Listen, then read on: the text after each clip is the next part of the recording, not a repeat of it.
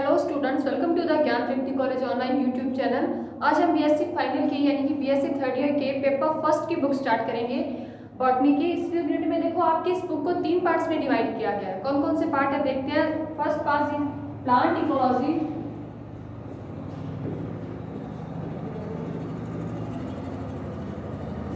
अब हम पहले ये देखते हैं कि जो आपके ये पेपर बीएससी थर्ड ईयर की पेपर फर्स्ट की जो बुक है इसमें हमें 3 पार्ट्स में इसको 3 ब्रांचेस में डिवाइड किया गया। वो डिवाइडेशन है कैसे, उसमें कौन कौन सी यूनिट्स है और हमें उसे किस प्रकार से पढ़ना है, उसमें कौन कौन से टॉपिक की स्टडी करनी है, उसके बारे में देखते हैं। सबसे पहले है plant ecology and plant ecology. देखो इकोलॉजी का मतलब क्या होता है, पारिस्थितिकी। Plant ecology and phytogeography.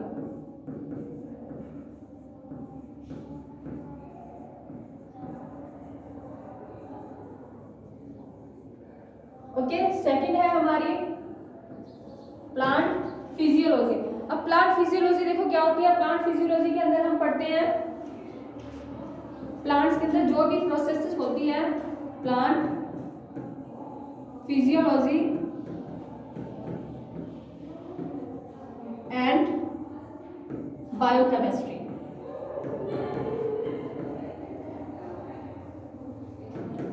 And third और लास्ट पार्ट है हमारी इस बुक का, वो है मॉलिक्यूलर बायोलॉजी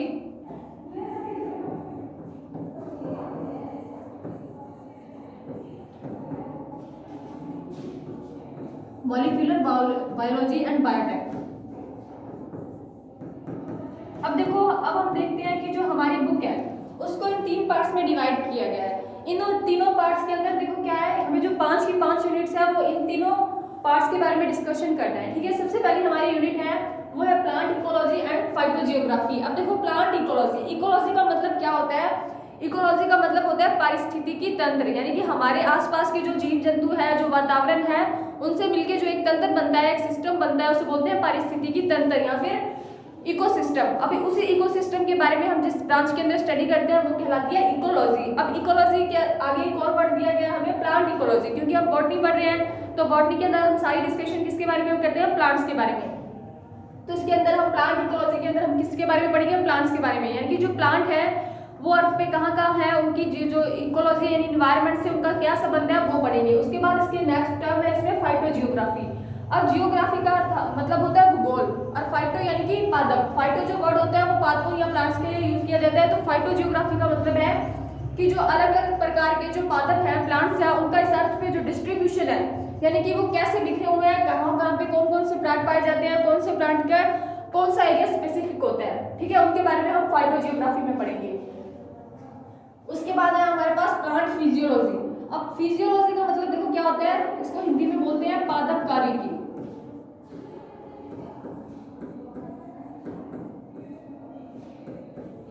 यानी कि जब एक सीड होता है वो जर्मिनेट होता है, यानी कि उसमें जर्मिनेशन होता है, अंकुरन होता है।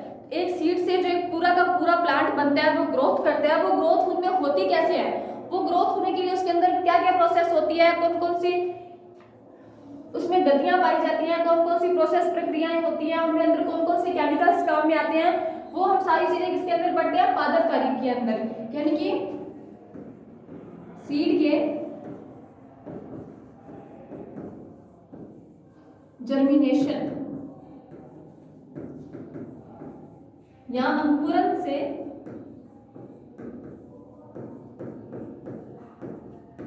जीर्णता तक की प्रक्रियाओं या प्रोसेस की स्टडी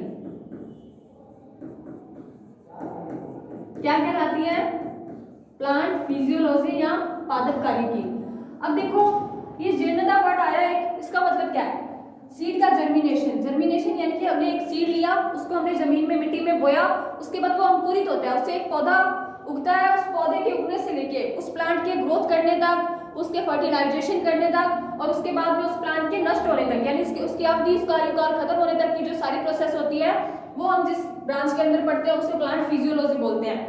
अब एक नेक्स्ट टर्म है हमारे पास बायोकेमिस्ट्री, जैव रासायनिकी।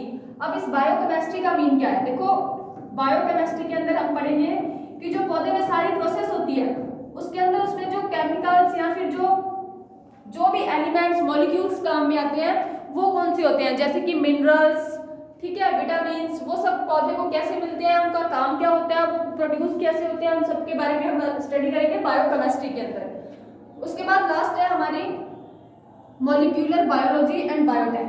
अब देखो मॉलिक्यूलर बायोलॉजी के अंदर हम क्या पढ़ते हैं, जो बायोकेमिकल्स रिएक्शन होती हैं, इसके अंदर तो हम बायोकेमिकल रिएक्शन की जो प्रोड्यूसिंग होती है वो कैसे होती है वो देखते हैं, और मॉलिक्यूलर बायोलॉजी के अंदर देखते हैं जो जैव रासायनिक पदार्थ होते हैं वो कैसे बनते हैं और उनका काम क्या होता है। अब ये बायो मॉलिक्यूल होते कौन से, ये मॉलिक्यूलर वर्ड है, ये किससे बना है, मॉलिक्यूल से, और मॉलिक्यूल यानी कि अणु, इसको बोलते हैं आणविक जैव विज्ञान।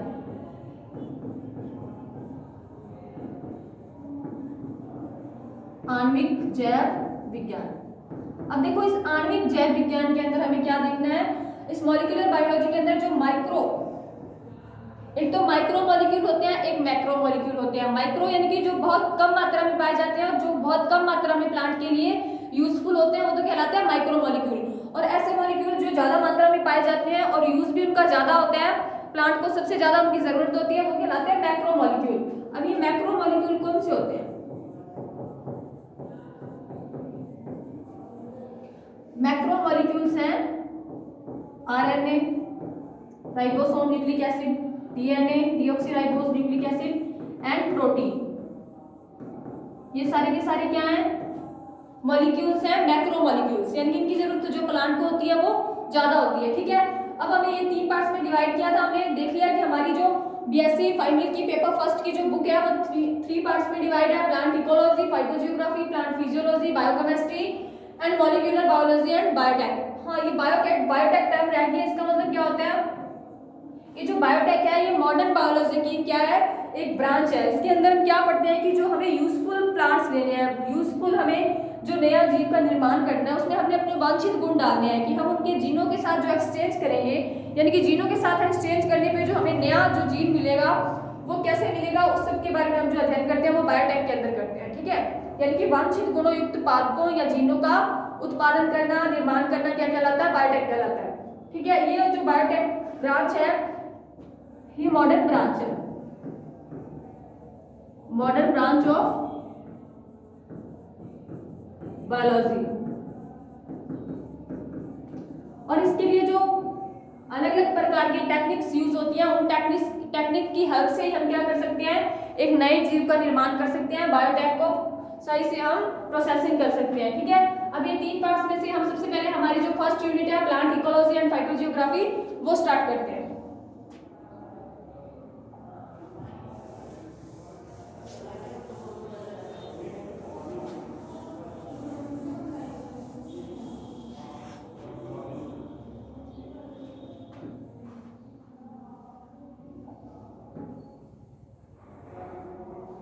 प्लांट इकोलॉजी को बोलते हैं पादप पारिस्थितिकी,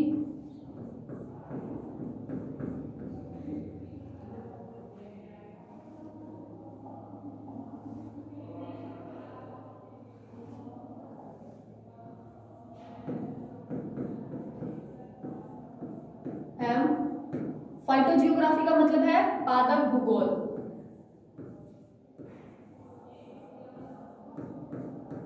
जो जियोग्राफी वर्ड होता है यानी कि जो जियोग्राफी सब्जेक्ट होता है उसके अंदर हम क्या पढ़ते हैं, उसके अंदर हम पढ़ते हैं कि कोई भी चीज है वो अर्थ पे कैसे डिस्ट्रीब्यूटेड है, यानी कि जो ओशंस हैं या फिर जो क्या हो गए, द्वीप हो गए, महाद्वीप हो गए, समुद्र हो गए, डेजर्ट होगा, ये जो हमारी अर्थ पे कैसे कैसे डिस्ट्रीब्यूट है, कितने पार्ट पे कौन सा एरिया है, ठीक है। उसी तरह अब हम फाइटोजियोग्राफी में क्या पढ़ेंगे कि जो पादप है, जो प्लांट्स है वो जो अर्थ पे कैसे डिस्ट्रीब्यूट है, यानी कि कौन से एरिया में कौन सा प्लांट ज्यादा पाया जाता है, वो कहलाती है फाइटोजियोग्राफी। और आज की जो हमारा फर्स्ट यूनिट का फर्स्ट लेसन है वो सारा का सारा बेस्ड है इकोलॉजी पे, इकोलॉजी, ठीक है। क्योंकि हम बॉटनी पढ़ रहे हैं, इसके लिए जो इकोलॉजी है हम लोग किसकी पढ़ेंगे, प्लांट्स की, तो ये हमारी होगी प्लांट्स इकोलॉजी। अब सबसे पहले देखते हैं कि ये इकोलॉजी वर्ड का मीन क्या है। देखो ये इकोलॉजी है, ये ग्रीक भाषा का शब्द है, इसको 2 पार्ट्स में डिवाइड कर सकते हैं, 2 पार्ट से मिलकर बना है ओइकोस प्लस लॉजी। ओइकोस क्या होता है, देखो ओइकोस का मतलब क्या होता है, इसका मतलब होता है कि आवास स्थान। आवास स्थान यानी कि हैबिटेट। हैबिटेट किसे बोलते हैं? हैबिटेट बोलते हैं कि उनका जो आवास स्थान है वो है क्या, वो कहाँ रहते हैं। इकोलॉजी वर्ड को हम दो पार्ट्स में डिवाइड करके समझ सकते हैं, ओइकोस एंड लॉजी। ओइकोस का मतलब होता है आवास और लॉजी का मतलब होता है स्टडी या फिर अध्ययन।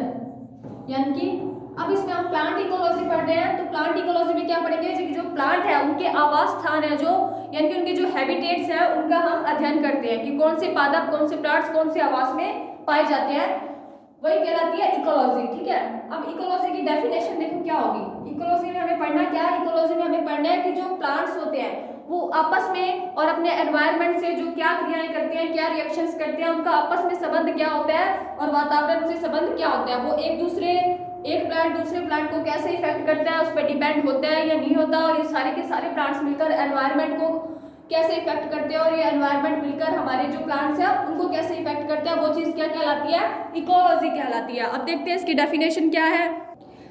अब इसकी डेफिनेशन है जीव विज्ञान की या फिर बायोलॉजी की वह शाखा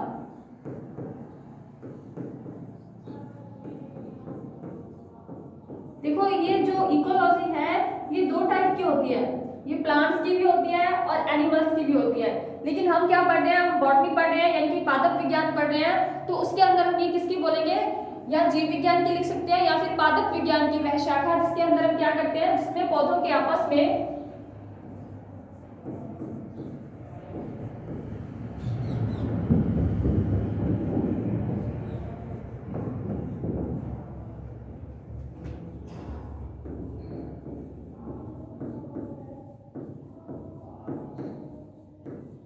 पौधों के आपस में, यानी कि एक प्लांट है वो दूसरे प्लांट को कैसे इफेक्ट करता है वो चीज के बारे में, और उनके चारों ओर उपस्थित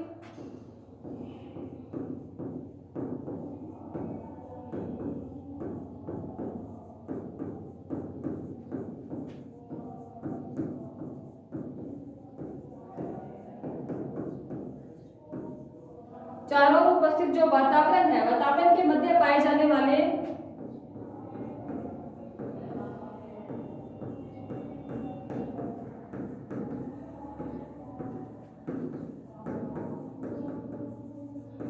अंतर संबंधों, ये अंतर संबंध क्या होते हैं, ये बोलते हैं इंटरैक्शन।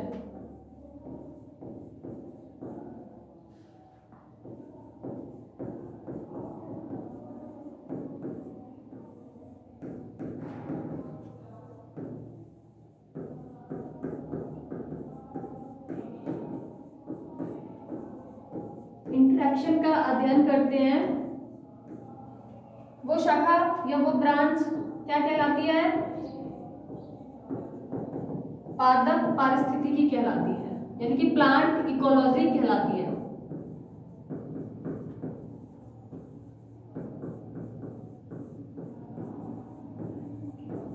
समझ आई है डेफिनेशन? देखो एक बार इसको फिर से मैं डिफाइन कर देती हूँ।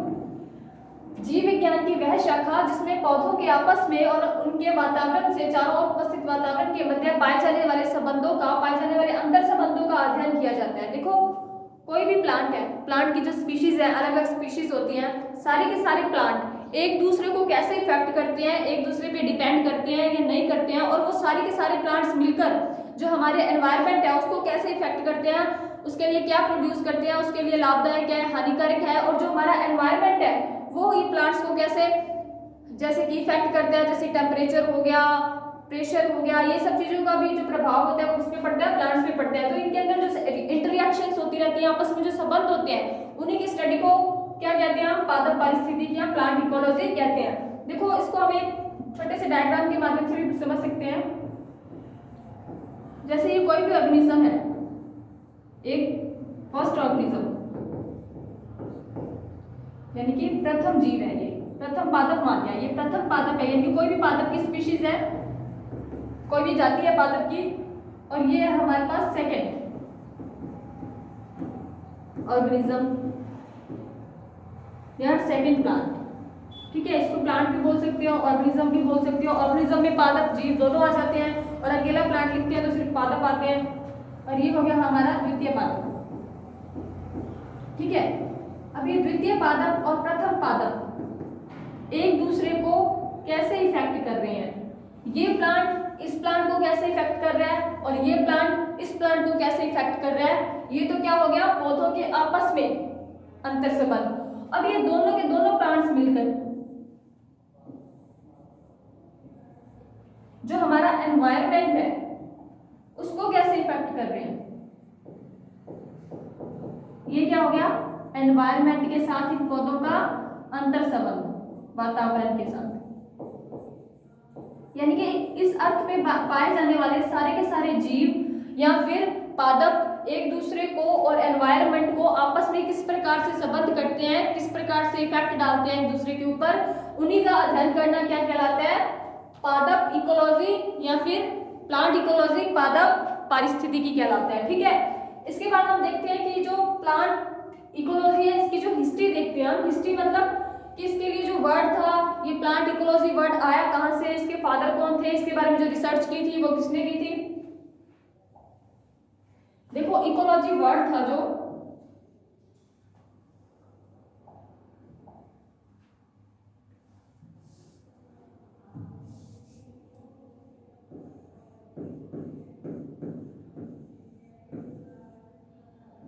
इकोलॉजी शब्द किसने दिया था, रीटर ने दिया था। रीटर नाम का एक साइंटिस्ट था, इसने क्या दिया इकोलॉजी शब्द दिया। ठीक है, अब इस रीटर ने इकोलॉजी शब्द दिया यानी कि सबसे पहले इकोलॉजी के बारे में बताया किसने हमें, रीटर ने। तो फादर ऑफ इकोलॉजी कौन होगा, यानी कि जिसने इस ब्रांच को जिसने स्टैब्लिश किया, स्थापित किया इसको, वो थे रीटर, फादर ऑफ इकोलॉजी। कौन थे, रीटर। उसके बाद है, चलो ठीक है, ये तो हो गया हमारी पूरी अर्थ की वर्ड की बात होगी कि पूरे वर्ड में जो इकोलॉजी के फादर है वो है रीटर। उसके बाद है कि जो हमारा इंडिया है, इंडिया के अंदर जो सबसे पहले इकोलॉजी पे रिसर्च की थी वो किसने की थी, वो थे प्रोफेसर रामदेव मिश्रा। तो फादर ऑफ इंडियन इकोलॉजी,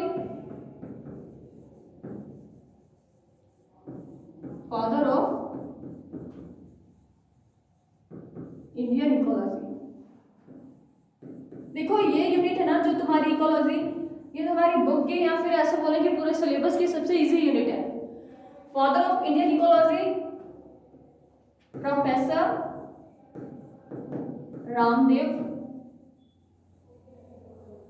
देखो बाबा रामदेव नहीं है, ये प्रोफेसर रामदेव मिश्रा है, प्रोफेसर रामदेव मिश्रा। ठीक है, उसके बाद देखो ये तो हो गया father of ecology and father of Indian ecology. उसके बाद हमारे पास एक टर्म और आती है, एक नाम और आता है, वो है अर्नेस्ट हैक्ल।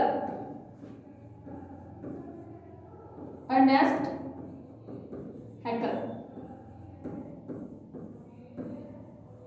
इन्होंने क्या किया था, देखो अर्नेस्ट हैक्ल ने क्या किया कि जो इकोलॉजी वर्ड तो दे दिया गया लेकिन उसकी जो डेफिनेशन थी कि वो इकोलॉजी है क्या, वो पादप के आपसी संबंधों का और उनके वातावरण के साथ संबंधों का एक अंतर संबंधों का अध्ययन है, इफेक्ट है, वो जो डेफिनेशन थी वो अर्नेस्ट हैक्ल ने दी थी। इसके अलावा कई और साइंटिस्ट ने भी इकोलॉजी को लेकर काफी सारी डेफिनेशन दी गई थी। आपकी बुक में अलग अलग साइंटिस्ट की अलग अलग डेफिनेशन दी गई है, लेकिन उसमें से सबसे जो इंपॉर्टेंट डेफिनेशन है वो मैंने आपको लिखवाई थी। कौन सी थी वो, कि पादपों का आपस में और वातावरण के साथ जो अंतर संबंध होता है उसका अध्ययन करना क्या कहलाता है, इकोलॉजी कहलाता है। वही सबसे मेन और सबसे सही डेफिनेशन मानी गई है इकोलॉजी का। अर्नेस्ट हैक्ल ने क्या किया, इकोलॉजी का व्यापक अध्ययन किया।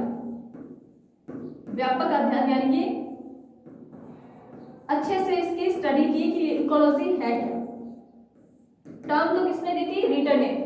उसके बाद देखो जो इंग्लैंड में क्या हुआ, अभी जो फादर ऑफ इकोलॉजी रीटर है, इन्होंने जो ये वर्ड दिया था ये कब दिया था, ये दिया था 1868 में। इकोलॉजी वर्ड दिया रीटर ने, फादर ऑफ इकोलॉजी है रीटर, फादर ऑफ इंडियन इकोलॉजी है हमारे रामदेव मिश्रा, और अर्नेस्ट हैक्ल ने क्या दिया, क्या इकोलॉजी का व्यापक दिया। इसके बाद आए सेंट हिलेरी। देखो ये जो इकोलॉजी वर्ड था ये हमारे पास 1868 में आया था। उससे पहले क्या था, उससे पहले ये इकोलॉजी टर्म नहीं था, उससे पहले इकोलॉजी के स्थान पे जो टर्म्स यूज की जाती थी और वो देखते हैं। सबसे पहले थे एक सेंट हिलेरी नामक साइंटिस्ट थे। सेंट हिलेरी ने क्या किया, इन्होंने इकोलॉजी के लिए 1868 से पहले जो वर्ड यूज किया था वो वर्ड कौन सा था, वो वर्ड था इथोलॉजी। यानी 1868 से पहले सेंट हिलेरी ने एक वर्ड दिया जो इकोलॉजी के स्थान पे यूज किया जाता था, वो था इथोलॉजी। अब सेंट हिलेरी के बाद एक साइंटिस्ट आए थे, उनका नाम था जीएच मीबार्ट।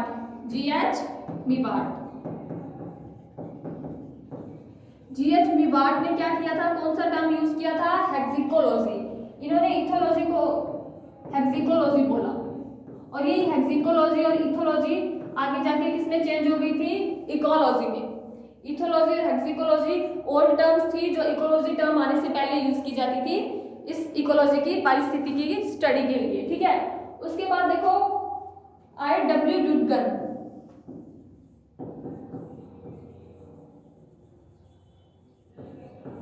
इन्होंने क्या किया, डब्ल्यू डुटगन ने इन्होंने 1921 में 1921 में भारत में यानी कि इंडिया में सर्वप्रथम इकोलॉजी की यानी कि जो इकोलॉजी की स्टडी थी स्टार्ट की।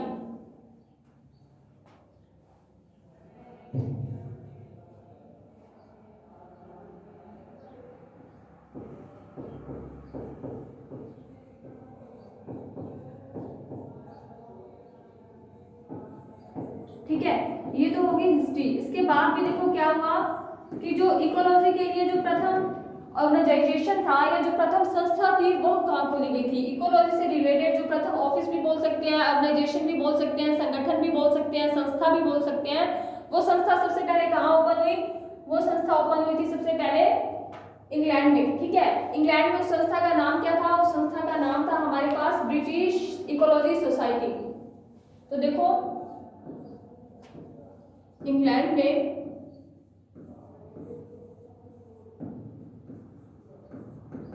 1913 में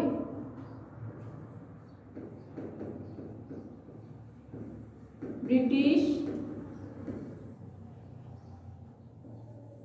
इकोलॉजिकल सोसाइटी की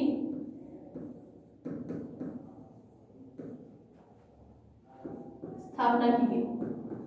क्या काम था इस ब्रिटिश इकोलॉजिकल सोसाइटी का, ये सोसाइटी इकोलॉजी के बारे में रिसर्च करती थी और इससे जो इकोलॉजी की जो आगे जाके पार्ट्स में डिवाइड हो रही है, उन डिवाइड हुए पार्ट्स के अंदर क्या क्या कुछ आता है, उनकी स्टडी कैसे करते हैं, उसके बारे में सब किसने बताया, ब्रिटिश इकोलॉजिकल सोसाइटी ने।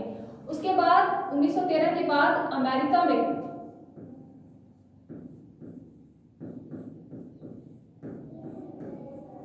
एक इकोलॉजिकल सोसाइटी की स्थापना हुई। कब हुई थी, ये स्थापना हुई थी 1915 में। अब जो ये अमेरिका की इकोलॉजिकल सोसाइटी थी उसका नाम क्या था, उसका नाम था इकोलॉजिकल सोसाइटी ऑफ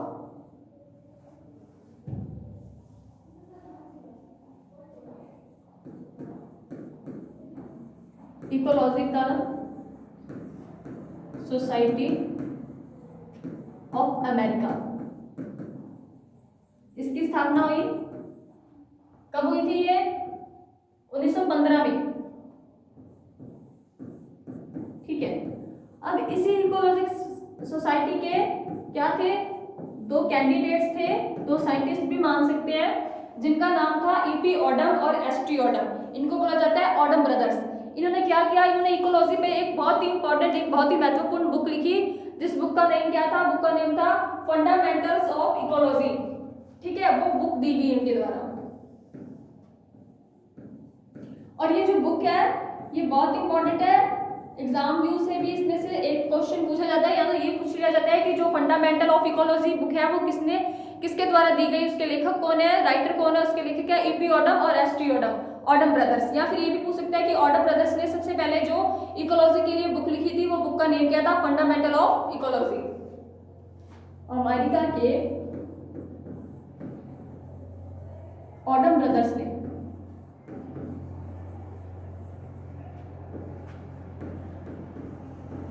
इकोलॉजी पे एक महत्वपूर्ण पुस्तक लिखी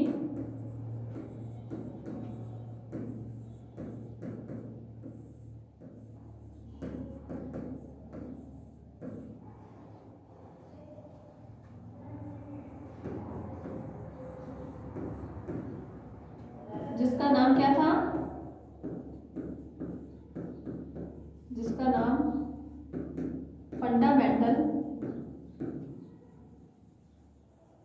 फंडामेंटल्स ऑफ इकोलॉजी। ये तो हो गया बुक का नाम, फंडामेंटल ऑफ इकोलॉजी। अब ये ऑडम ब्रदर्स का नेम क्या था? ऑडम ब्रदर्स थे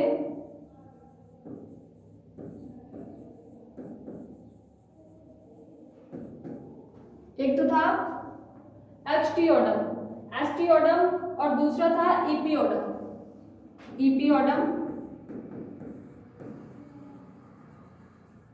एंड एच.टी. ऑडम। इस पे 1 नंबर का क्वेश्चन आ सकता है इस बुक पे और इन राइटर्स पे, ठीक है। अब उसके बाद देखो कि जो ऑडम ने बुक लिखी थी इसके अंदर क्या था। इस बुक के अंदर सारी इकोलॉजी के बारे में, जो इसके फंडामेंटल फंक्शंस हैं, इसके सारे के सारे महत्वपूर्ण जो कार्य थे, जो पार्ट्स थे, उसके बारे में बताया गया। उसके बाद हमारा नेक्स्ट टॉपिक है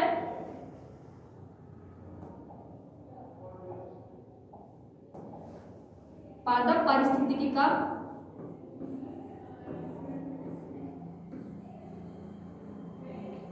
पादप पारिस्थितिकी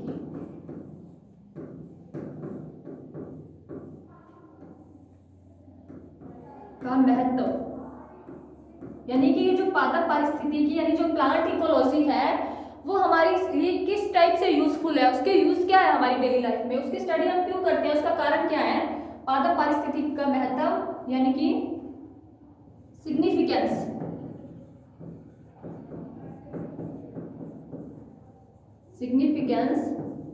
ऑफ प्लांट इकोलॉजी किस चीज में यूज आती है अब हमारे प्लांट इकोलॉजी। देखो इसमें फर्स्ट है इसका जो यूज है हमारे लिए वो है पादपों का आपस में व वातावरण से संबंधों का अध्ययन करना, ठीक है।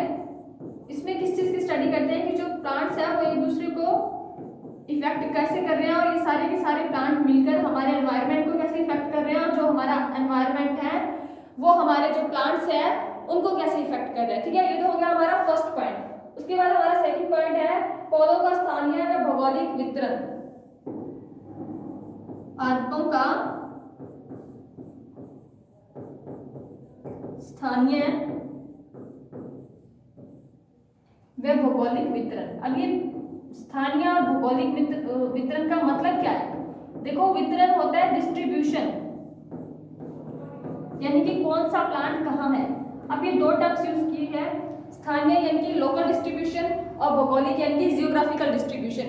यानी कि ऐसे कौन से प्लांट्स हैं जो हमारे लोकलिटी में यानी कि हमारे लोकल एरिया में पाए जाते हैं और ऐसे कौन से प्लांट्स हैं जो हमारी अर्थ के अलग अलग जगह यानी कि अलग अलग स्थल पे जियोग्राफिकली जो अलग अलग पार्ट्स पे पाए जाते हैं, वो कैसे वहाँ पे उगते हैं, उनका वहाँ से आपस वहाँ के वातावरण से उनका क्या संबंध है, क्या हम उन्हें दूसरे वातावरण में उगा सकते हैं। ये सब चीजें हम पादपों के स्थानीय व भौगोलिक वितरण को किसकी सहायता से समझते हैं, इकोलॉजी की सहायता से समझते हैं, ठीक है। उसके बाद इसका थर्ड सिग्निफिकेंस है कि विशेष क्षेत्र की जैव विविधता का अध्ययन करना। विशेष क्षेत्र की जैव विविधता। अब देखो ये जो टर्म यूज हुई है यहाँ पे जैव विविधता, बायोडायवर्सिटी, क्या होती है ये, बहुत इंपॉर्टेंट टर्म है भाई ये बायोडायवर्सिटी। देखो बायोडायवर्सिटी के अंदर हम क्या पढ़ते हैं, बायोडायवर्सिटी के अंदर हम देखते हैं कि जो प्लांट्स हैं ऐसे कोई जगह जहाँ पे बहुत सारी प्रजातियों या जातियों के स्पीशीज के प्लांट है वो एक ही जगह पाए जाते हैं। अब हमारे बायोडायवर्सिटी के स्थल कैसे हैं, जैसे कि हमारा एरिया है, अब हमारा एरिया जो वो डेजर्ट एरिया है, तो डेजर्ट एरिया में सिर्फ वही एनिमल्स या वही प्लांट्स होंगे जो यहाँ के अनुकूल है, ठीक है, जो इस एनवायरनमेंट के अनुकूल है या जो ज़्यादा गर्मी सहन कर सकते हैं, वही जो प्लांट होते हैं वो यहाँ होते हैं। और जो ज़्यादा नमी या ज़्यादा जो टेम्परेचर सहन नहीं कर सकते, जो कम टेम्परेचर पे पाए जाते हैं, जैसे कि जम्मू कश्मीर में जो ड्राई फ्रूट्स होते हैं, एप्पल्स होते हैं, वो ज़्यादा के ज़्यादा वहाँ कौन से एरिया में होते हैं, कम टेम्परेचर वाले एरिया में होते हैं, उनको क्या बोलते हैं, वो वहाँ के अनुकूलताएं उनमें विकसित हो जाती हैं। लेकिन कुछ प्लांट्स ऐसे होते हैं, कुछ स्थल ऐसे होते हैं जहाँ पे बहुत ज़्यादा प्रकार के अलग अलग प्रकार की कई जातियाँ पाई जाती हैं, पादपों की भी और जीवों की भी, जीव जंतुओं की भी, उनको बोलते हैं बायोडाइवर्सिटी। विशेष क्षेत्र की जैव विविधता का अध्ययन भी हम किसकी सहायता से कर सकते हैं, इकोलॉजी की सहायता से। हमें पता चलेगा कि वहाँ की जो इकोलॉजी है वो कैसी है, वहाँ का एनवायरनमेंट कैसा है और उस एनवायरनमेंट में कौन से जीव जंतु पाए जा रहे हैं। उसके बाद हम नेक्स्ट स्लाइड पे चलते हैं और देखते हैं कि इसका नेक्स्ट महत्व क्या है। फोर्थ है इसका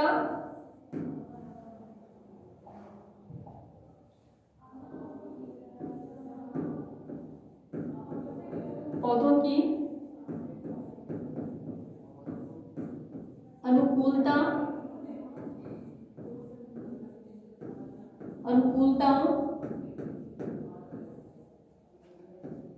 व उत्पादकता का अध्ययन करना।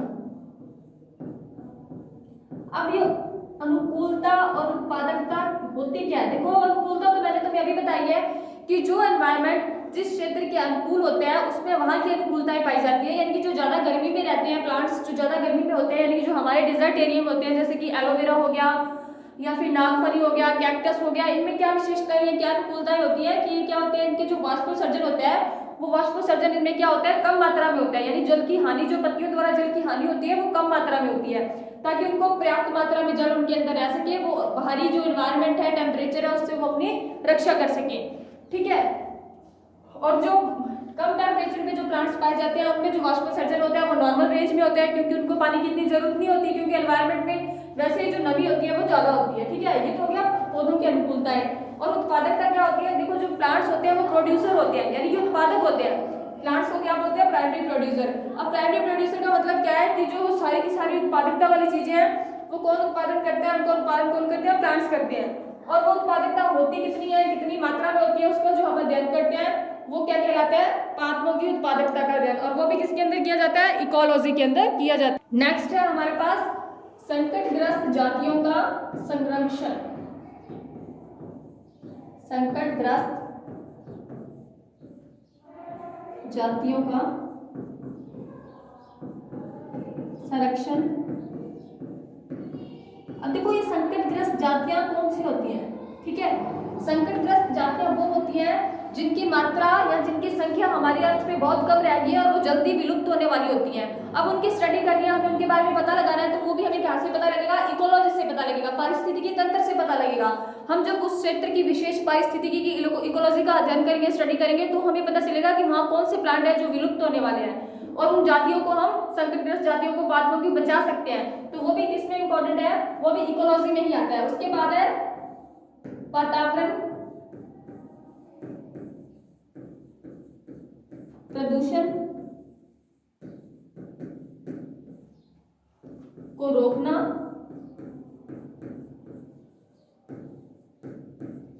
एवं प्राकृतिक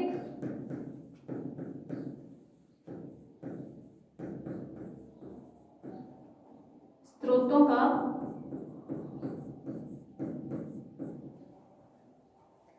अध्ययन करना, संरक्षण करना।